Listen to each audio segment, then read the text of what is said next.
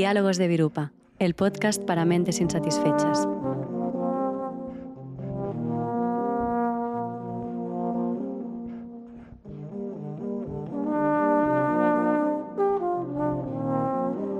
¿Cómo sostener el fuego? Lidiar con la ira frente a la injusticia.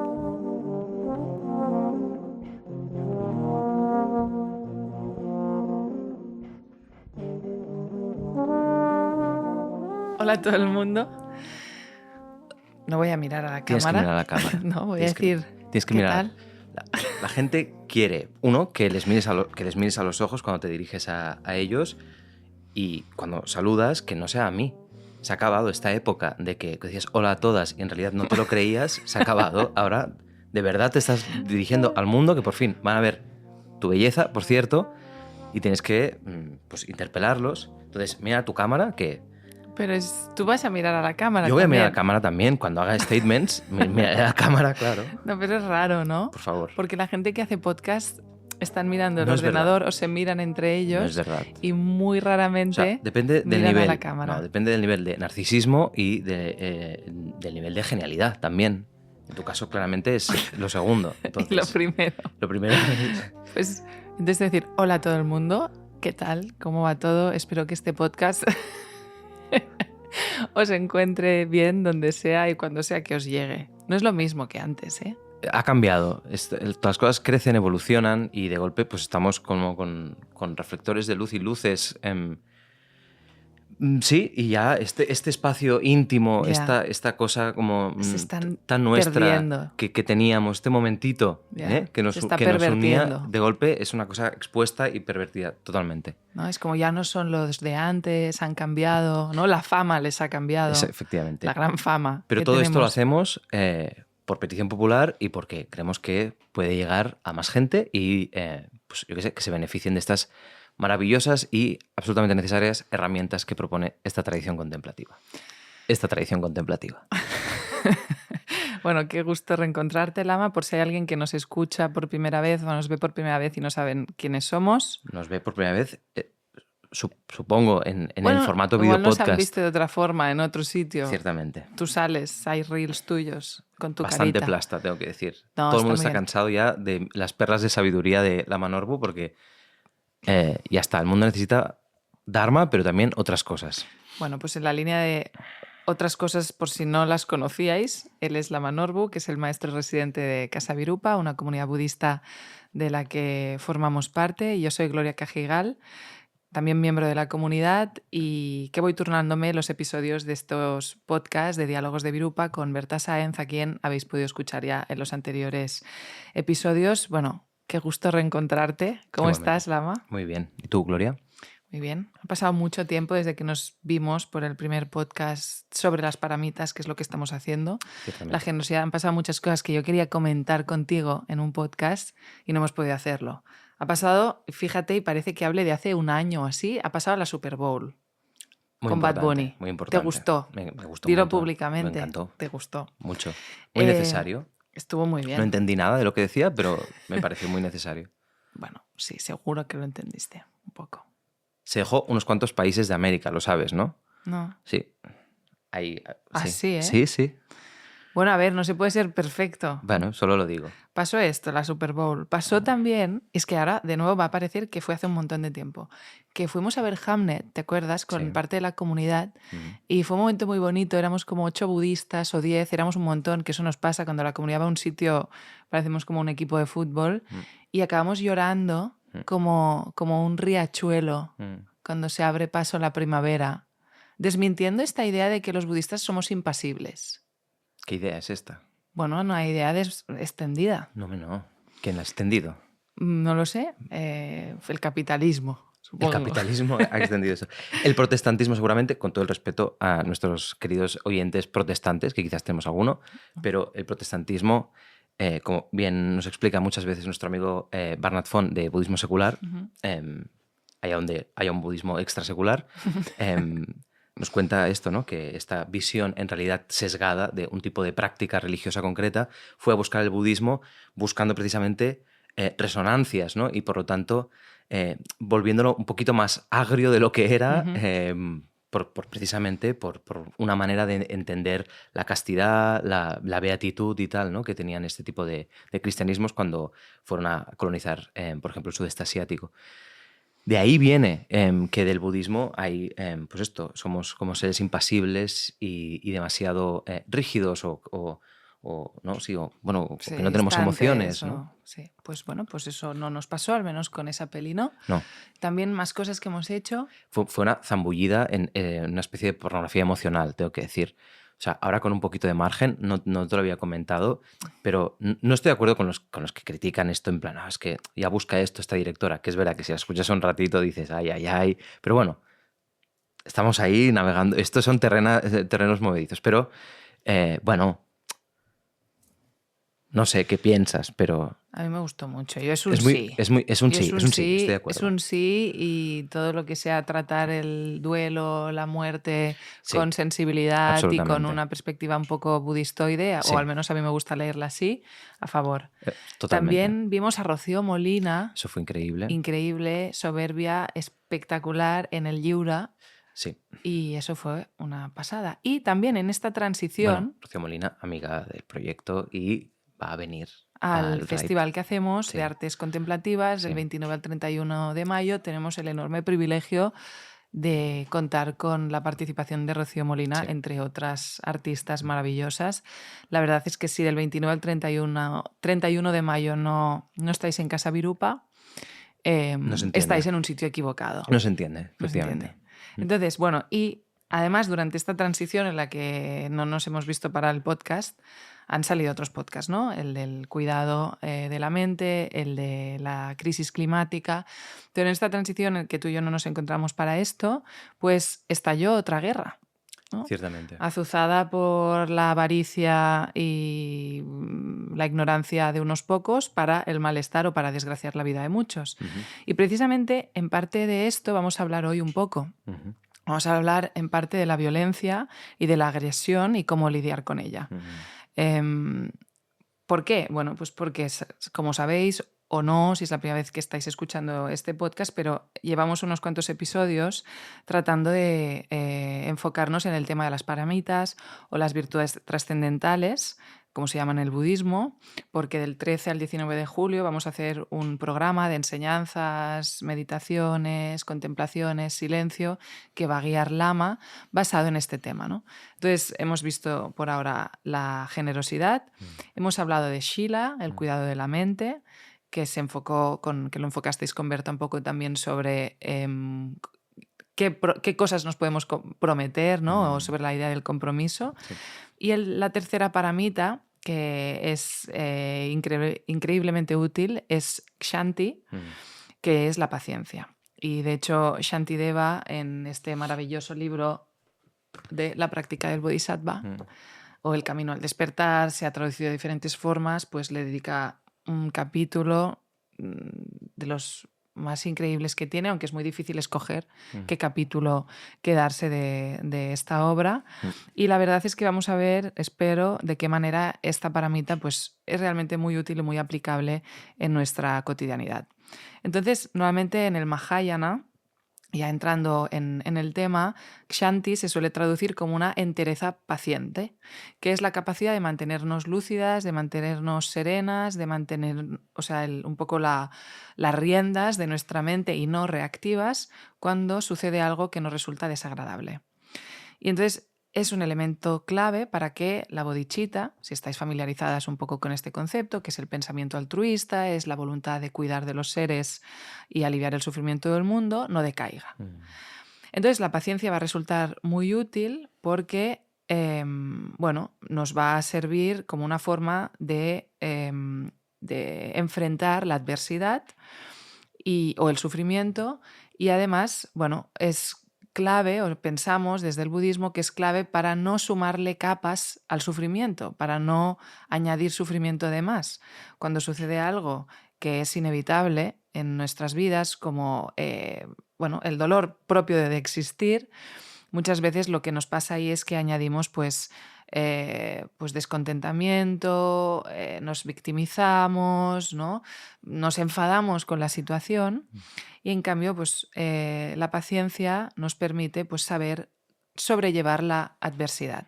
Entonces, esta es una de las vertientes, uno de los ángulos de la paciencia. Y el otro ángulo, que también vamos a intentar tratar hoy, yo creo que es que los dos enfoques son súper interesantes, y cuando preparaba el podcast pensaba, no sé hasta qué punto vamos a poder realmente hacerlo los dos, o es un episodio que se va a tener que partir, no lo sé, a ver qué pasa. Pero el otro ángulo de la paciencia es como antídoto a la ira. Y entonces se dice en la práctica del Bodhisattva, Shantideva dice que no hay mal comparable al enfado ni ascesis similar a la paciencia. Y entonces entendemos por ascesis pues una práctica espiritual, ¿no?, que nos libera de algo que nos hace sufrir. Entonces, los maestros y maestras Mahayana llevan siglos enfatizando en que la ira no nos trae paz, no nos trae descanso, no nos trae alegría, que nos vuelve incapaces de beneficiar a los demás y que nos ciega a ver que el otro, incluso el otro que nos agrede, es víctima de sus aflicciones.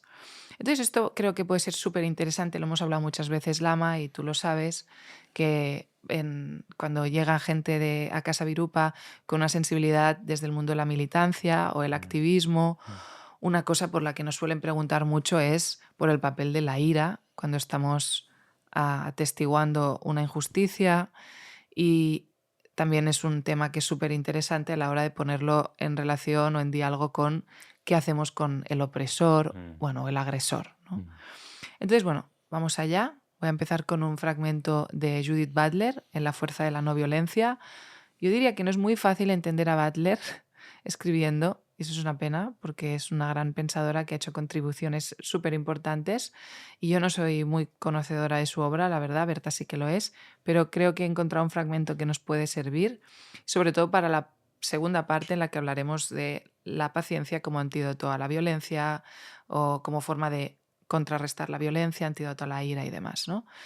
Entonces, se trata de un fragmentito del ensayo de Butler de La fuerza de la no violencia, y aquí en este ensayo ella sostiene que la no violencia es una práctica política activa que parte de una asunción básica e incontestable, y si lleváis acompañándonos en el podcast lo habéis visto, que es que, o sea, como que estamos de acuerdo en este sentido, que es que nuestras vidas son interdependientes y por eso no tiene sentido plantear la libertad o la protección tan solo en términos individuales.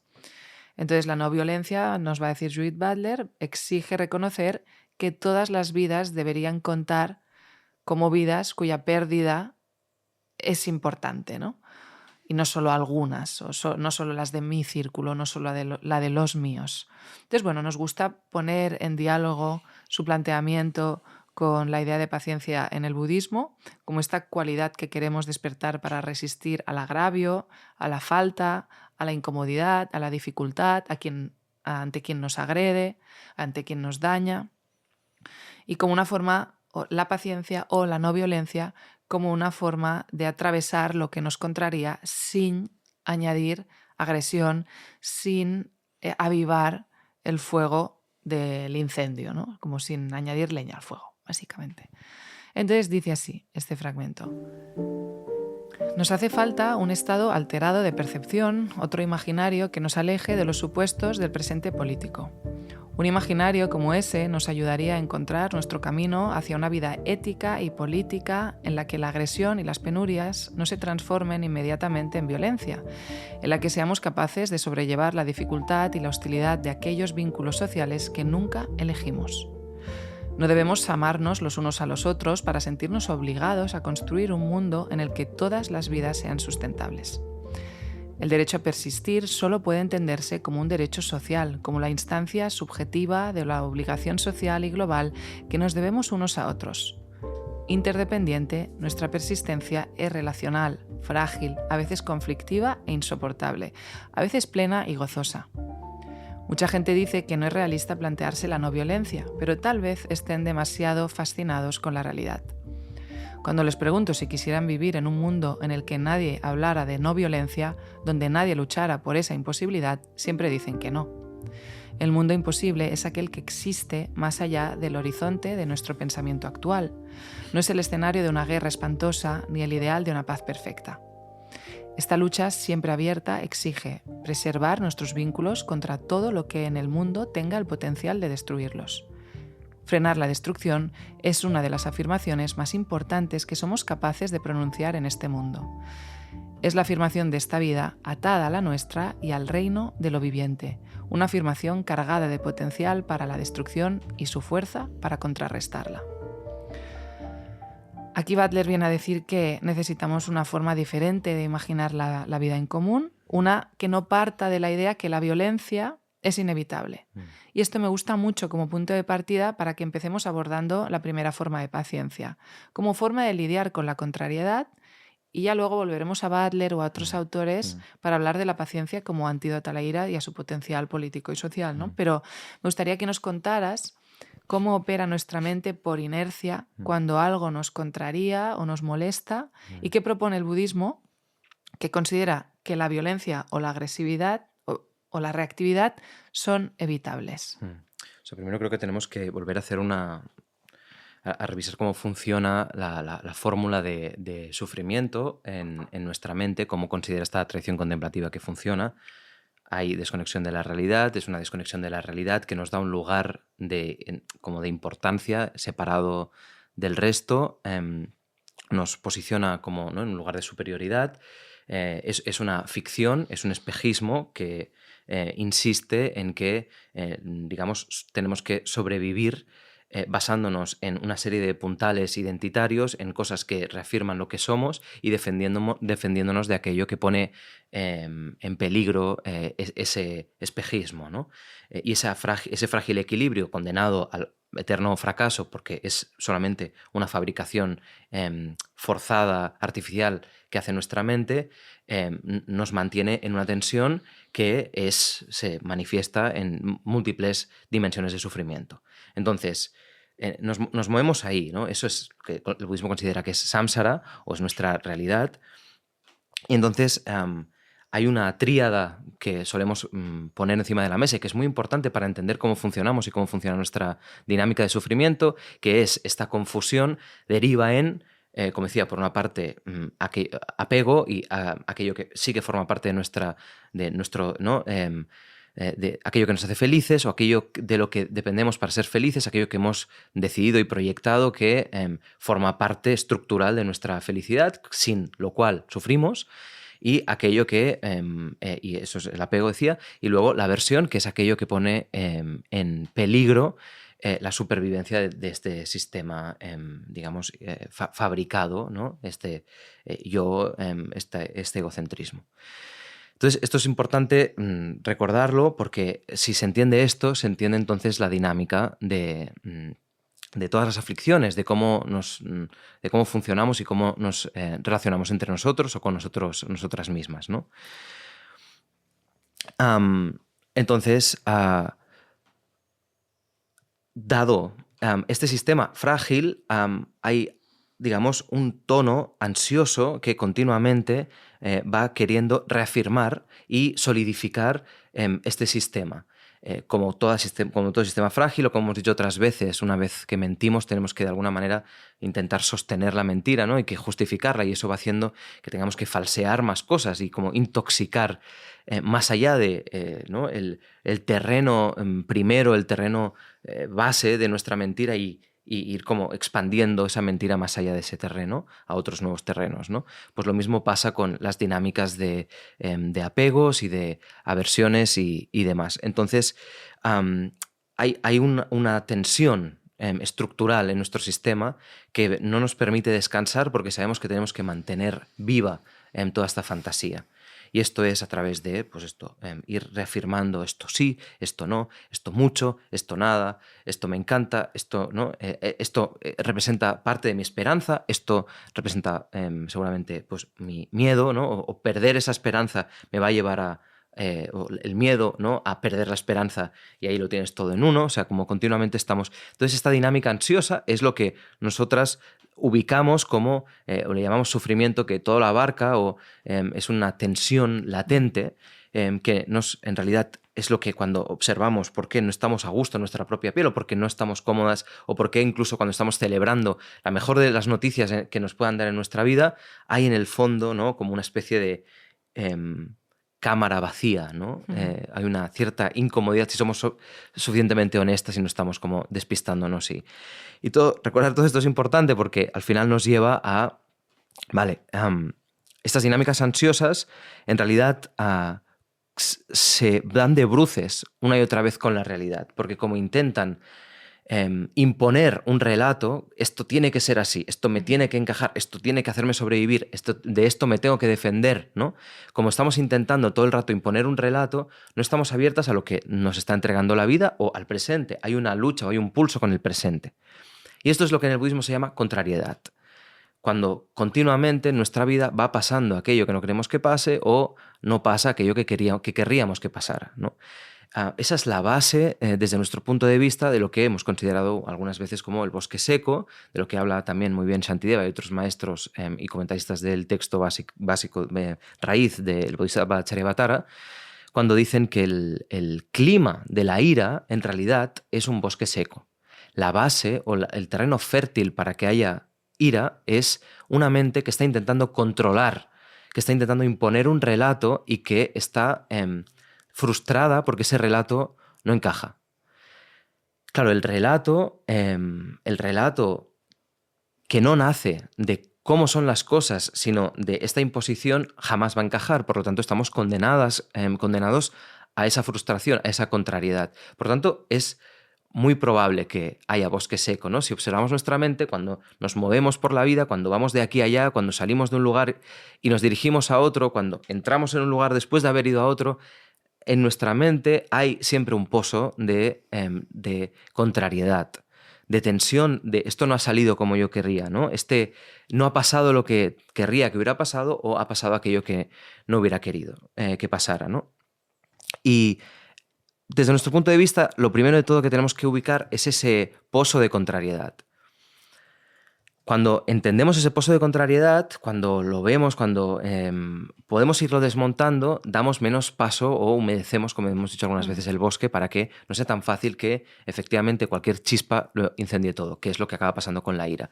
La ira, en realidad, o esa gran bronca, ese gran momento de enfado, si nos damos cuenta, si nos fijamos, si lo analizamos, es en realidad una exageración, pero no diría solamente irracional, no es solamente que hay de golpe un secuestro amigdalar, una gran preocupación, es que veníamos de un estado emocionalmente, digamos, con más tensión o más estresado por ese pozo de contrariedad.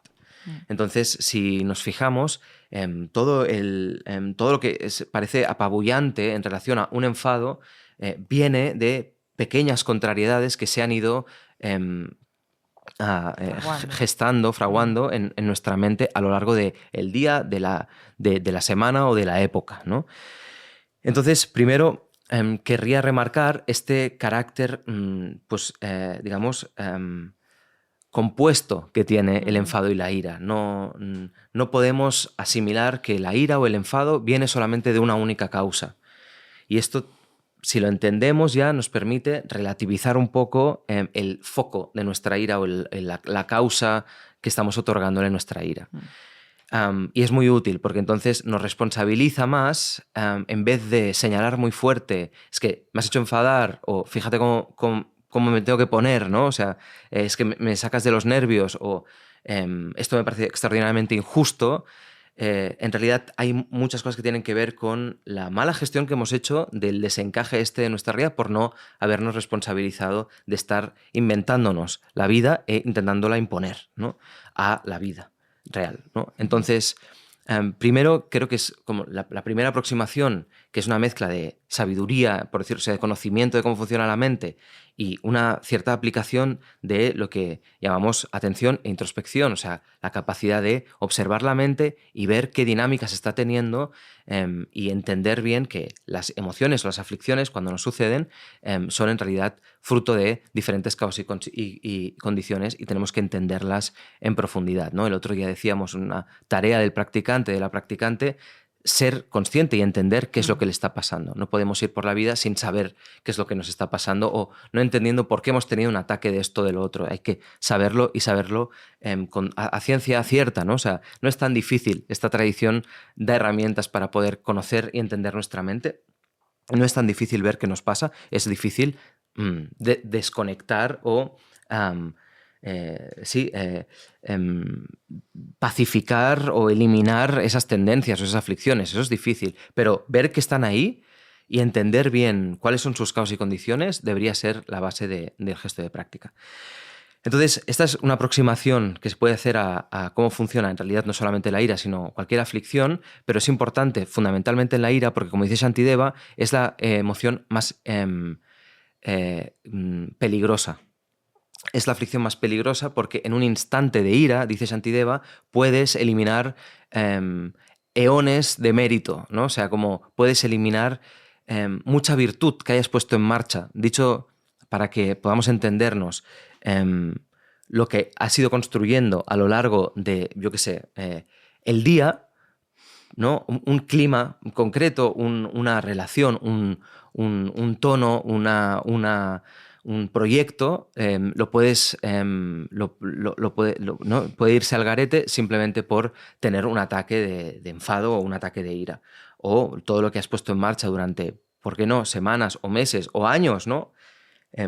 Lo puedes desechar todo en un ataque de ira.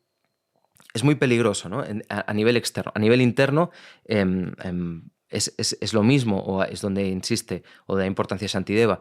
La construcción de un sistema, de una manera de ver el mundo o un equilibrio en nuestra mente puede, digamos, dañarse profundamente por un ataque de ira.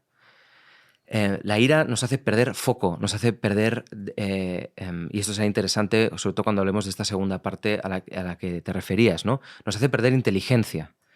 Nos creemos muy inteligentes porque, o nos creemos como muy capaces, ¿no?, desde el impulso de la fuerza o la potencia que tiene, transformadora, movilizadora y violentadora en realidad, un ataque de ira o un enfado, ¿no? Pero nos hace perder mucho foco. Si somos honestos en un momento de ira o de enfado, estamos, pues nuestra mente se estrecha y perdemos de vista muchísimas cosas, ¿no? Y tenemos muy poca capacidad de escoger el alcance de ese impacto, ¿no? Disparamos a cañonazos, no es muy precisa, es decir, deja mucho ruido, es muy sucia, ¿no? Va ensuciando por allá donde vamos pasando y problematizamos aquello que quizás no tenía nada que ver con nuestro foco principal de ira. ¿A quién no le ha pasado que se enfada por cualquier cosa, como decía, ¿no?, por unas contrariedades, y de golpe acaba recibiendo, pues, quien está más cerca, quien quizás está teniendo un gesto amable o quien quizás necesita, pues, yo qué sé, otro tipo de atención y de cuidado, o te está reclamando de alguna manera, o yo qué sé, ¿no?, o cualquier chorrada te hace saltar y tener más...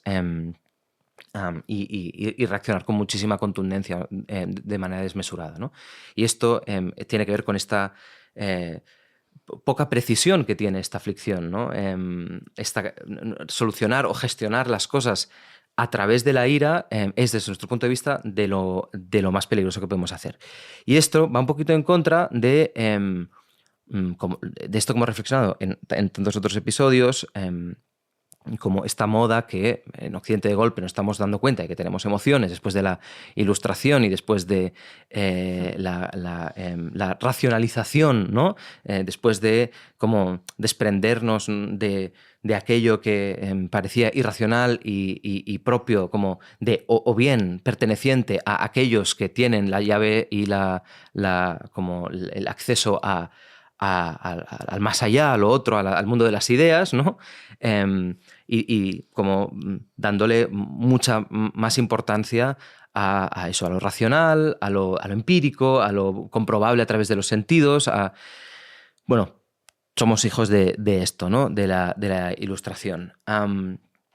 Pues de golpe nos estamos redescubriendo que por mucho que insistiéramos, hemos seguido teniendo emociones todos estos siglos, y no verlas nos da más problemas que otra cosa, y ahora estamos empezando, como últimamente, estos últimos 100 años, a explorar qué significa esto, y pues por suerte hay cada vez pues más herramientas y tal, también viendo tradiciones como como en diálogo, en tradiciones como el budismo y otras tradiciones que han estado asumiendo y trabajando esto directamente desde hace milenios, pues en Occidente hay más educación emocional. Lo que pasa es que en el gesto de dejar de reprimir ciertas emociones está habiendo una sobrevalidación de las mismas, y esto hace que haya enunciados del estilo, que esto para un budista es para estirarse los pelos, desde la calma y el sosiego, pero para estirarse los pelos, que es, como por ejemplo, expresa tu rabia, expresa la ira.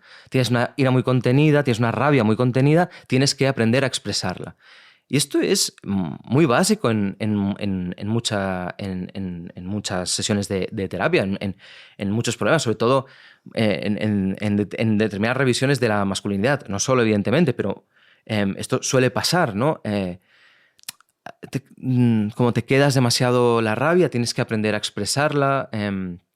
Es como que estás enfadado, pero no lo expresas. Entonces tienes que aprender a expresar ese enfado, ¿no?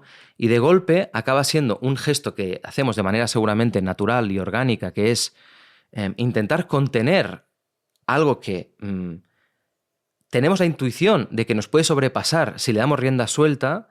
Se nos acaba alentando a abrir las compuertas y soltarlo de mala manera. Y en realidad había algo de esa intuición que tenía sentido, de ir con cuidado a la hora de expresar según qué, ¿no? Porque vemos la capacidad destructiva que tiene la ira y el enfado.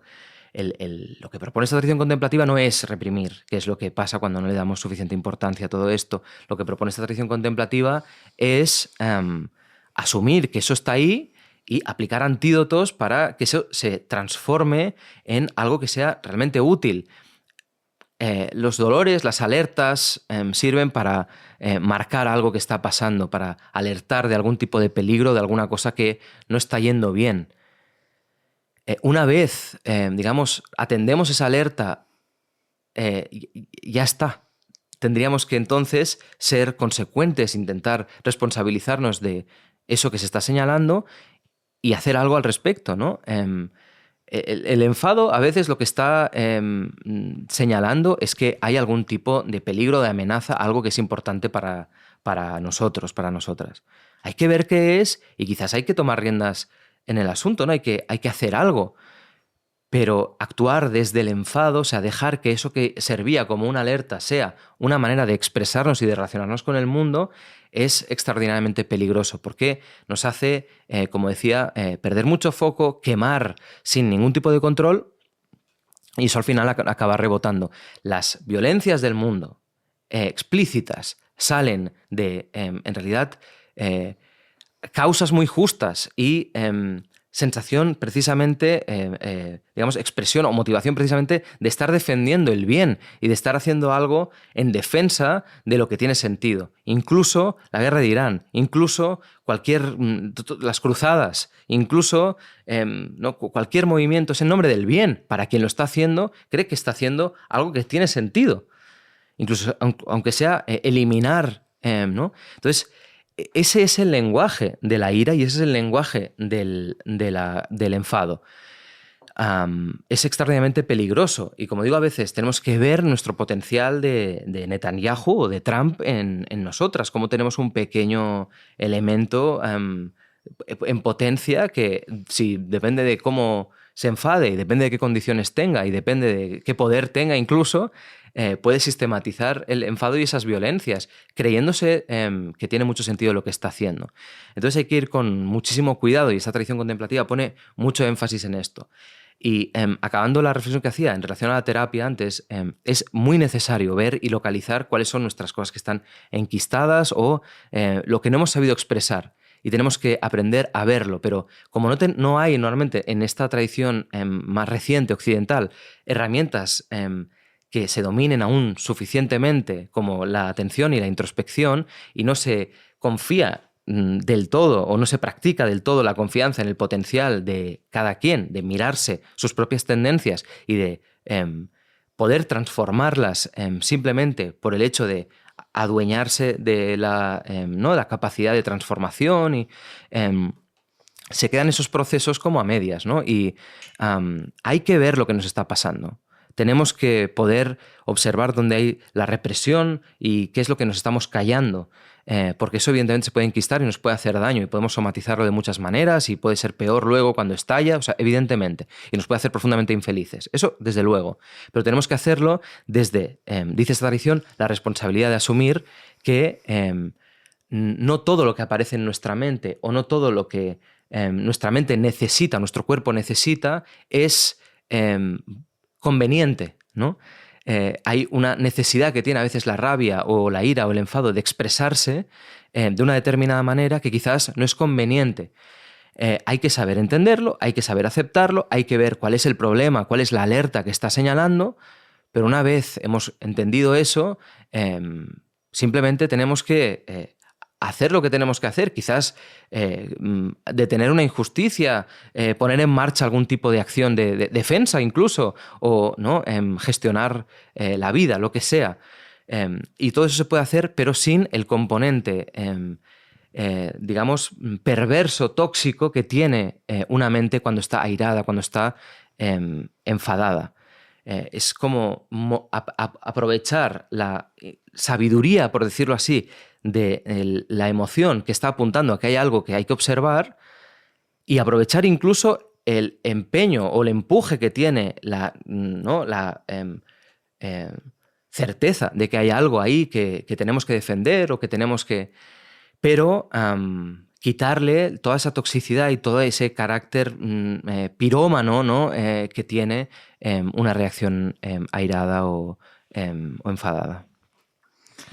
Vale, pues viendo que un poco el ángulo que estás decidiendo encarar tiene más que ver ya con la reflexión sobre la violencia o la ira en los movimientos, bueno, también yo creo que se va a ir más por ahí sociales y políticos o ante lo que consideramos injusto.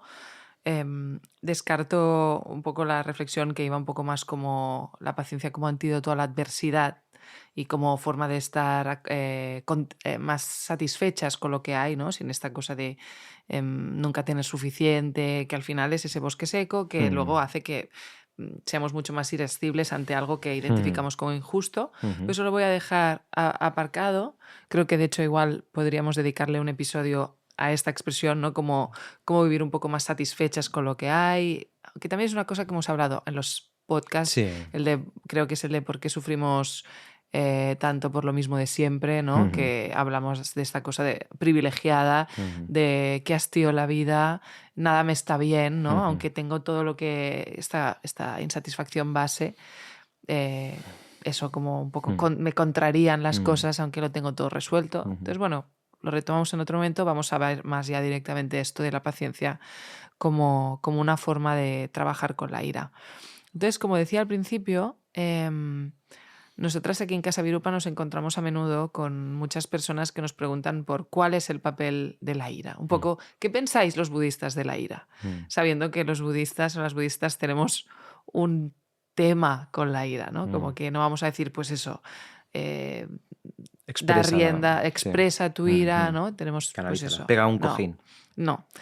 Y además, en concreto, aquí en Casa Virupa tú mismo te vas encontrando con un grupo de personas vinculadas a la militancia y al activismo para ver cómo el Dharma puede dar luz a su labor.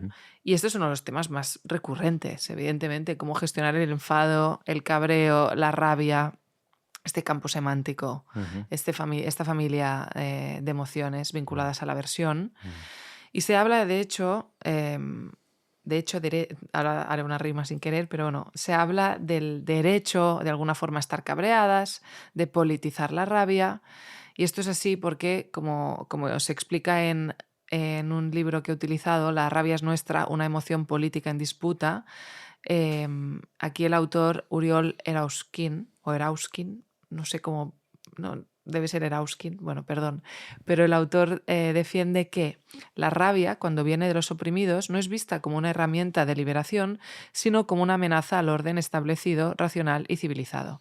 Y en concreto él desarrolla que parece que hay un tipo de rabia o de enfado que es legítimo, que es el del hombre blanco, ¿no? Como que te imaginas el tipo está subido a un atril haciendo un meeting y está despotricando contra su adversario o contra algo que le indigna. ahora está viendo una política o unos políticos que se ven como muy envalentonados a expresar su cabreo en los mítines, y parece que en su caso pues más o menos está bien, ¿no? Pero en cambio, señala el autor de este libro, la rabia del hombre negro se ve en términos como de un asalvajamiento, y la rabia femenina como algo que no es legítimo o como propia de la histérica. Entonces él dice que la rabia está racializada y generizada. Y creo que nosotras estamos completamente de acuerdo con este diagnóstico y que somos muy conscientes que muchas veces se ha acusado a las personas que han ejercido alguna forma de resistencia, pacífica o no, pero de estar arrastradas por su enfado y por su rabia, y en ese gesto se está deslegitimando su demanda. Y somos muy conscientes también, como dice Erskine, que todo sistema de dominación se sostiene con violencia, que el sistema capitalista en el que estamos viviendo, asentado en el machismo, en el racismo y en la explotación del planeta y de las vidas de animales no humanos, es sumamente violento. Pero creemos que precisamente la voz del Dharma puede ser muy útil para alumbrar cómo transitar o cómo hacer frente a este mundo sumamente violento, pero de nuevo, como decía al principio, sin entrar en esa lógica y desde un marco arraigado en ahimsa, que es la no violencia. Entonces me gustaría que pudieras hablar un poco de cuál es este papel de la no violencia en un mundo violento. O sea, creo que hay dos niveles de reflexión y creo que hay que separarlos bien, porque si no, ahí es donde creo que entra el lío. Gracias a la rabia organizada, ¿no? A la ira organizada, hemos tenido seguramente los avances sociales más importantes, ¿no? Se ha visto en el siglo anterior, hace un par de siglos, ¿no? O sea, como gracias a nuestra capacidad de organizar la ira y de arrancarle, ¿no? esa especie de legitimidad y de poder sobre quién puede estar enfadado y quién puede incluso tener quién puede ejercer violencia, ¿no? A quien manda, a quien mueve los hilos, ¿no? Y eso ha traído y nos trae, gracias a eso, dicho de otra manera, tenemos pues un avance increíble en derechos en todas las materias que estabas diciendo.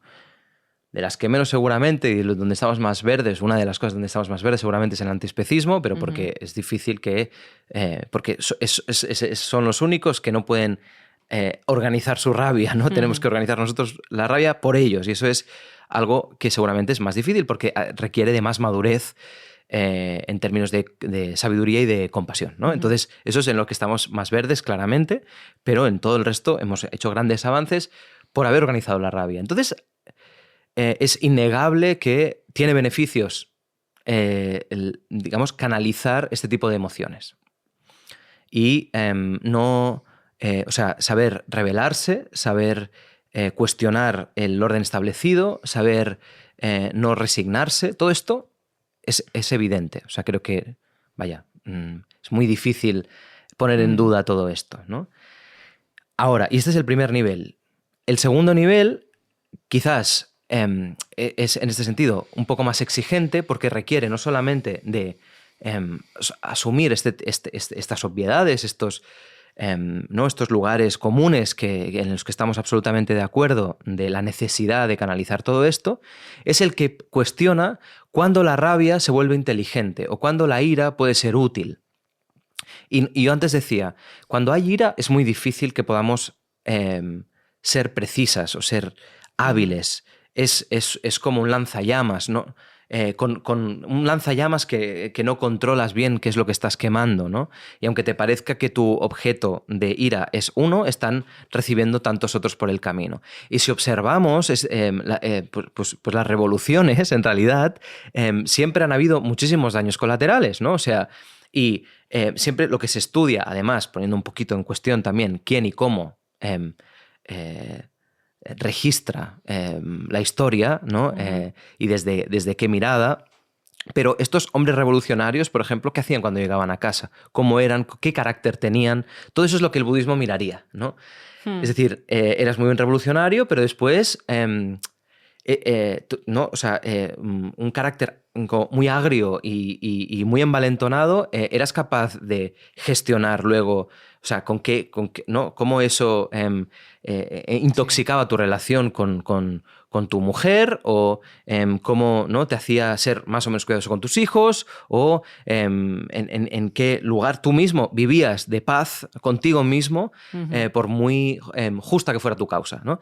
Y eso es interesante. No digo, estoy simplemente haciendo preguntas, evidentemente, porque dudo de que eso fuera sano en muchos lugares, porque desde lo que observamos en esta tradición es que cuando este tipo de emociones fluyen libremente, estamos, como digo, quemando mucho más que ese trocito de bosque que queríamos quemar, ¿no? De golpe se descontrola fácilmente, ¿no? Y acabamos matando a más gente de la que tendríamos que estar matando, acabamos pues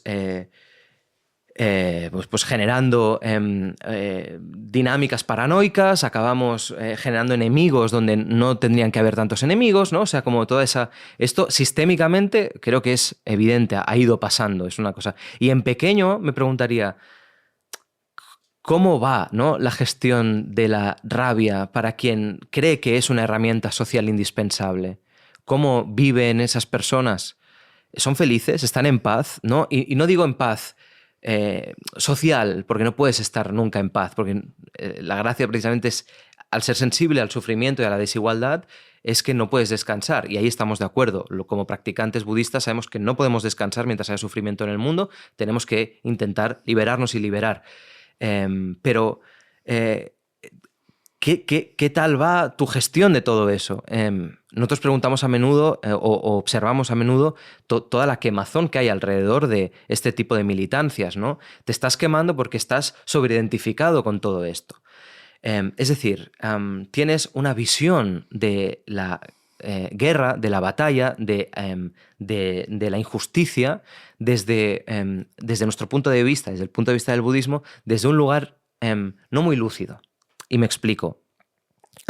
Mientras le des un carácter inherente a la batalla, mientras creas que las cosas existen de manera inherente, que es lo que decimos como que es la causa de nuestro sufrimiento, ¿no? Que lo hemos dicho en diferentes episodios y demás. O sea, mientras creamos que las cosas existen de manera separada o que existen más allá de nuestra mente, vamos a estar sufriendo un montón, ¿no? Eso no significa que no nos tengamos que responsabilizar, por muy ilusorio que sea el mundo, o aquello que aparece en nuestra mente, por muy solamente en nuestra mente que esté, nos tenemos que responsabilizar de ello. Y esa experiencia, aunque solo sea mental, nos está haciendo sufrir o no, y por lo tanto tenemos que responder ante ella.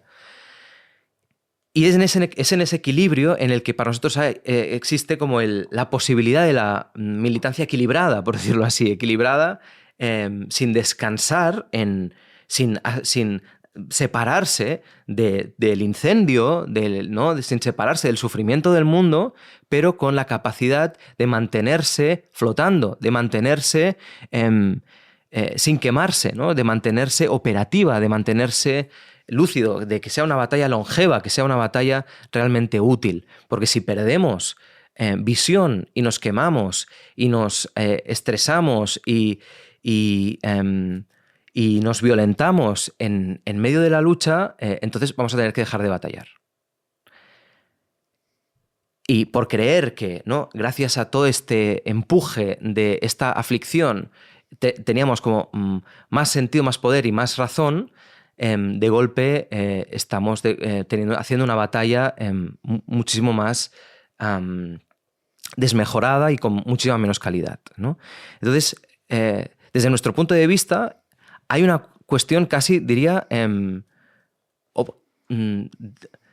de calidad de militancia. O sea, si nos dejamos llevar por la rabia, por el enfado, si nos sobreidentificamos con la lucha, si nos creemos que, digamos, hay una especie de verdad objetiva, de razón objetiva, vamos a quemarnos y vamos a ser menos eficaces en nuestra batalla.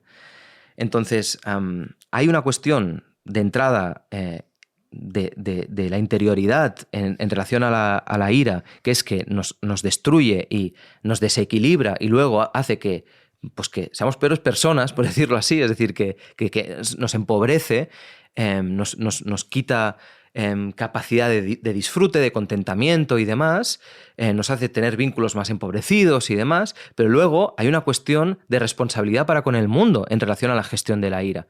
Cuanta peor gestión hagas de la ira, o sea, cuanto más dejes que la ira sea lo que te indique la importancia o el ritmo de la batalla, más seguramente vas a quemarte y por lo tanto antes vas a soltar esa responsabilidad para con el sufrimiento ajeno.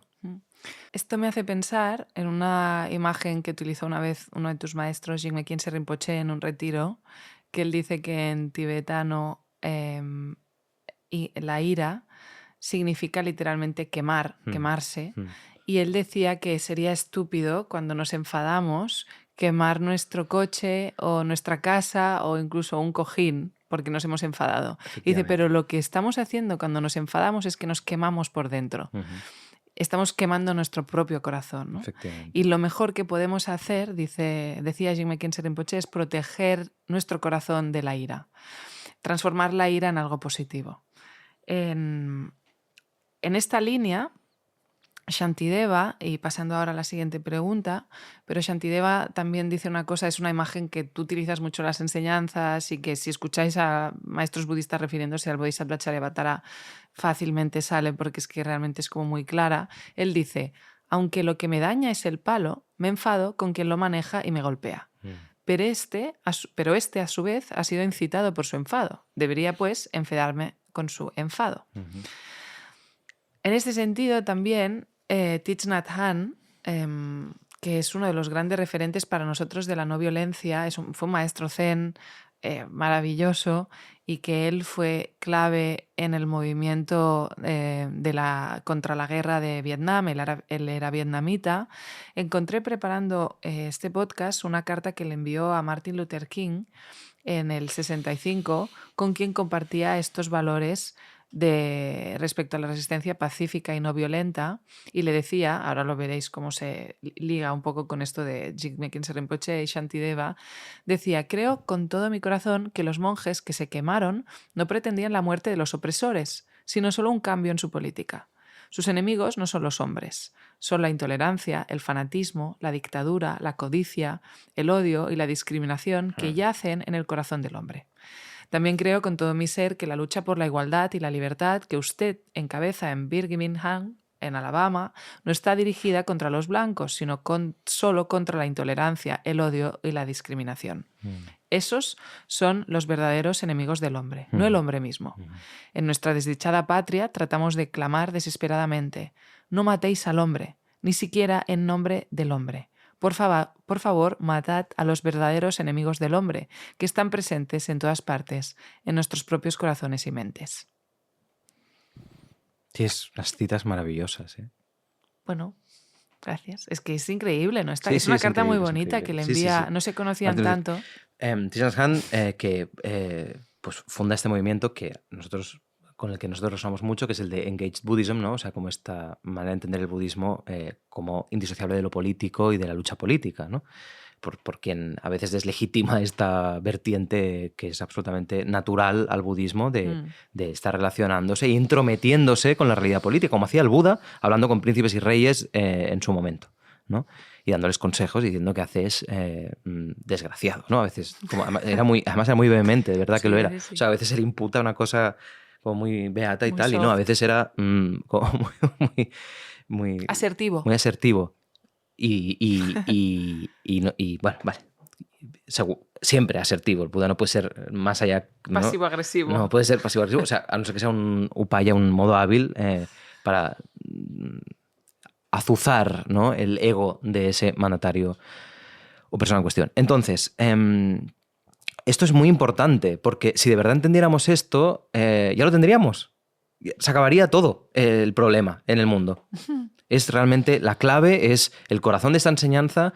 Ojalá, el otro día que estábamos haciendo el curso de Luis Bachariavatara en el grupo de estudios, estamos justo tocando este capítulo, y es que realmente si lo entendiéramos, es que ya estaría. O sea, es el corazón, es la base de lo que propone esta enseñanza y es extraordinaria. El problema no es la gente, el problema son las emociones. El enemigo no es quien está secuestrado temporalmente por las emociones. El problema son las emociones. No te enfades con la persona, enfádate con las emociones, que no tiene ningún sentido, por lo tanto no te enfades. Sé hábil, entiende lo que está pasando. Entonces, esta tradición dice algo, es que no es ni... O sea, es pura lógica, es pura... es obvio, es sentido común, cuando de golpe entiendes de dónde viene todo este sufrimiento y te das cuenta que es de las aflicciones, es decir, de estos filtros que te están haciendo tomarte la realidad de una manera como ennegrecida, oscurecida, ¿no?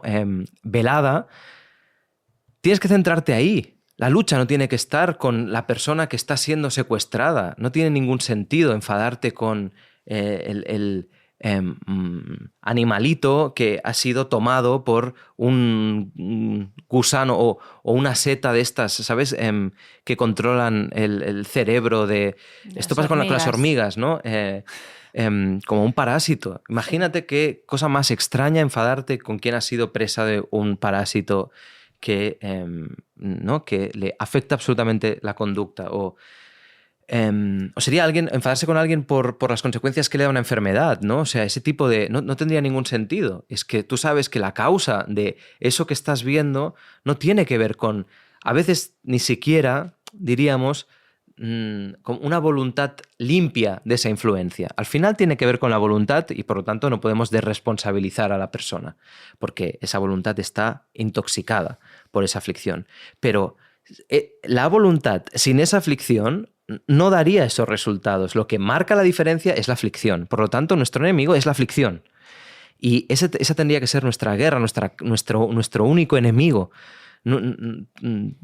Nuestra única pasión por el vivir tendría que ser arrebatar o eliminar la capacidad de poder y de mando de las aflicciones en nuestra mente y en la mente de los seres.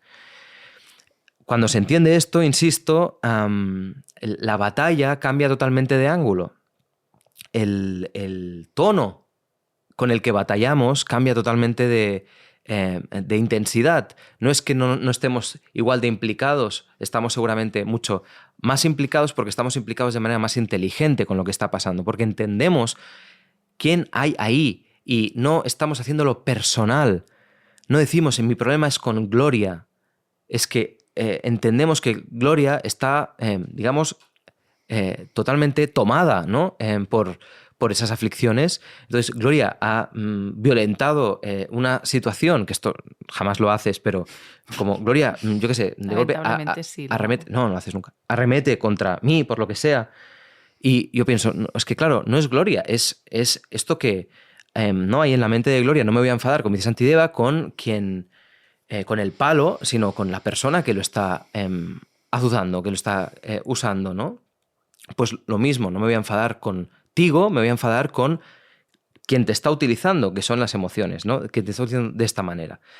Y insisto, esto no nos quita el hecho de responsabilizarte y que luego te tenga que decir, oye, Gloria, escoge mejor, ¿no? ¿Qué calidad introspectiva tienes? ¿Cómo atacas tus emociones? ¿Cómo atacas tus aflicciones? ¿Cómo te estás creyendo la realidad? O lo que sea que te haya hecho darle o cederle el poder de tu acción a la aflicción en concreto, esto es tu responsabilidad. Como decía en un otro momento, una vez la semilla cae en tu jardín, es tu responsabilidad gestionar eso, por mucho que haya venido de otro jardín o por mucho que no, casi no sea ni cosa propia, en el momento en el que ha crecido, es que había como las condiciones de fertilidad para que eso creciera. Por lo tanto, responsabilízate y gestiónalo tú.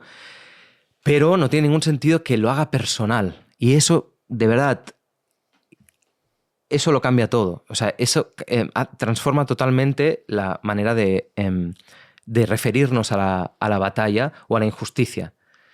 Porque no es... no le sacamos una magnitud inherente a la maldad. le sacamos el carácter como inherente a como las motivaciones dañinas o la malicia, ¿no? De golpe vemos que, entendiendo las causas y condiciones que hacen que una persona haga una acción violenta o cometa una acción injusta, nos permite tener una distancia un poquito mejor, un poquito más hábil y entender qué hay alrededor de eso. Nuestra mente enfadada, nuestra mente reactiva va a otorgar una especie de personalismo, una especie de... ¿no? Va a tener un sesgo esencialista con eso que esté pasando ahí, reduccionista, y vamos a asimilar pues eso a la personalidad de quien lo está ejerciendo y vamos a caer en esa falta de visión. Y eso lo es todo a la hora de gestionar. Luego también nos permitirá tener muchísima más paciencia con nosotros mismos, entender eso en relación a cómo funciona, ¿no? Las violencias o cómo funcionan las emociones en las otras mentes, nos permitirá, evidentemente, de manera indisociable, gestionarnos con muchísima más visión y paciencia y entender que cuando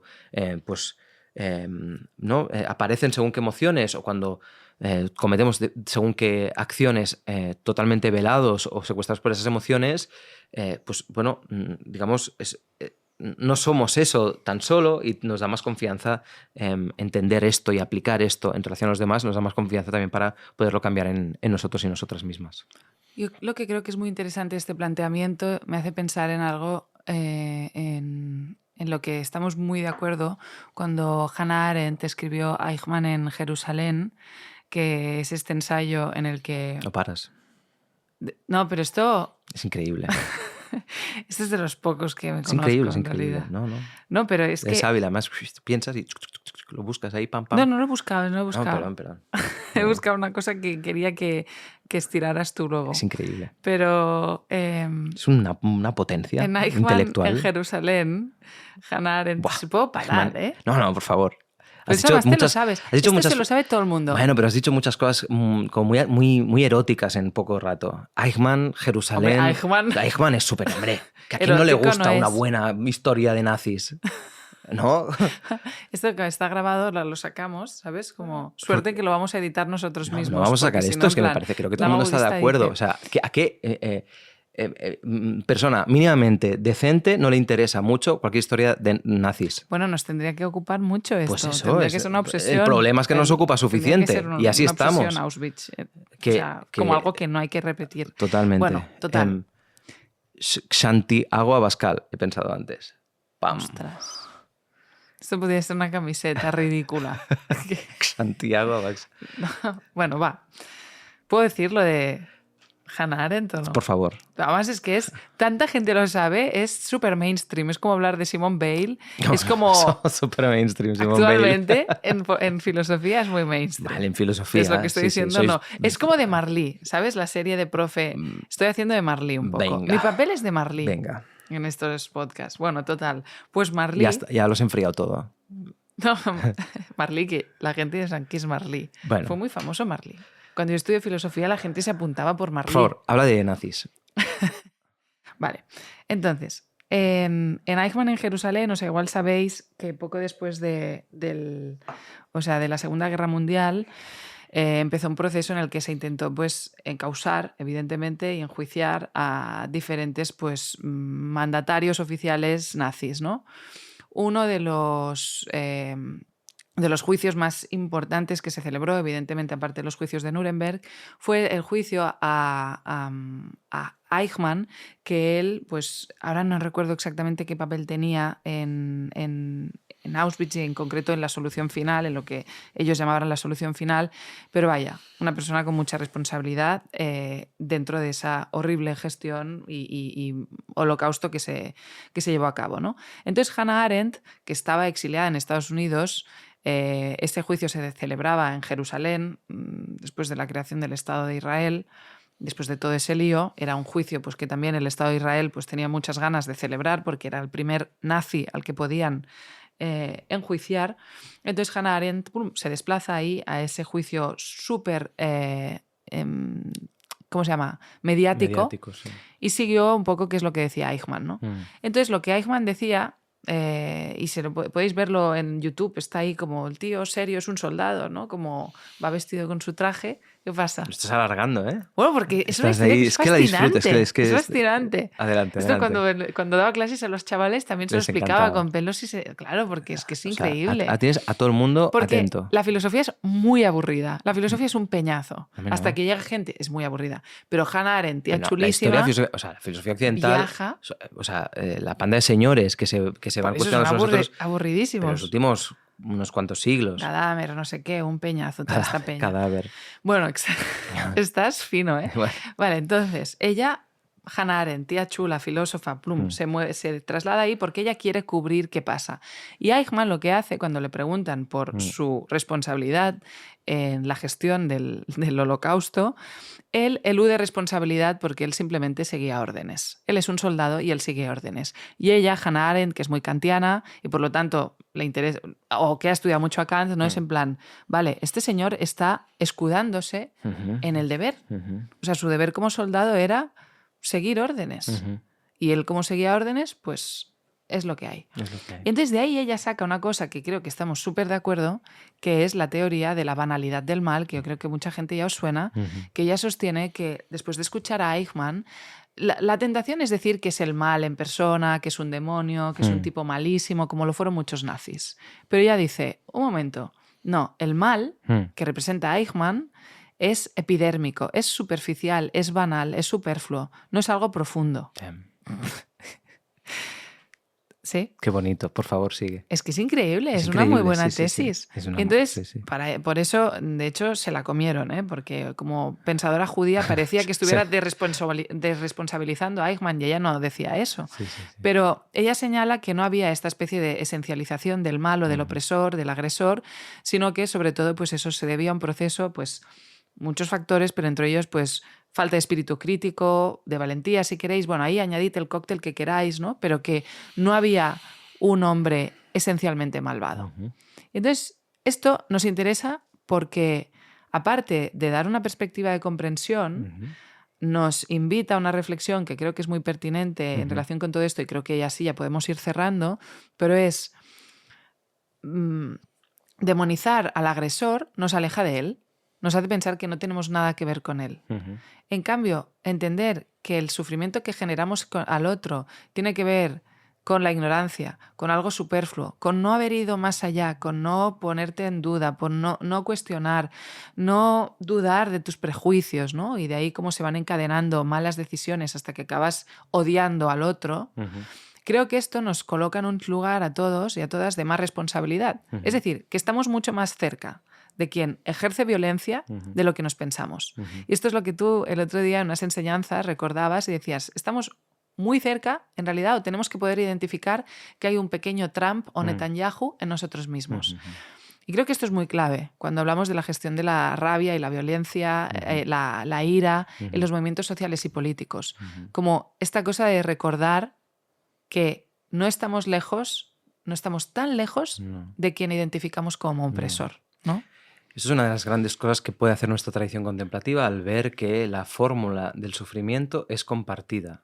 Es decir, lo que te hace a ti, a mí o a Netanyahu tomar las decisiones que toma es la ignorancia, es el apego y es la aversión.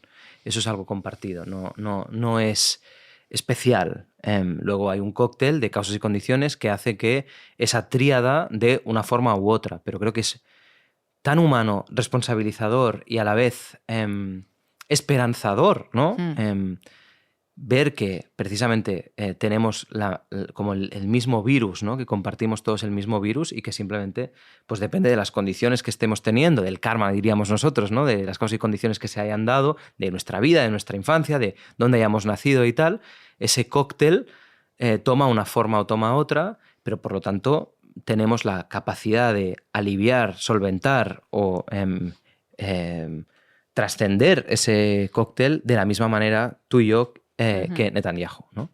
Y esto pues, es la base de la tesis de esta tradición contemplativa. Todos somos Buda en potencia, todos podemos despertar.